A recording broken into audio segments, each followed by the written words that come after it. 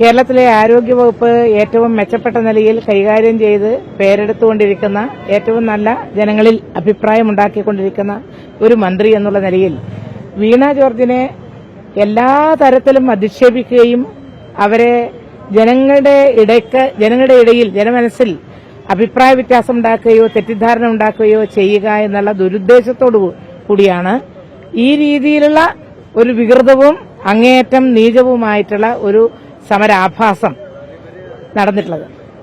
സമരം നടക്കുന്നതിനൊന്നും ആരും എതിരല്ല, പ്രതിഷേധം രേഖപ്പെടുത്തുന്നതിനും എതിരല്ല. ഏതൊരു പ്രശ്നം എന്തെങ്കിലും ഉണ്ടെങ്കിൽ പ്രതിഷേധം രേഖപ്പെടുത്താം. പക്ഷെ ഇവിടെ എന്താ ഉണ്ടായിട്ടുള്ളത്?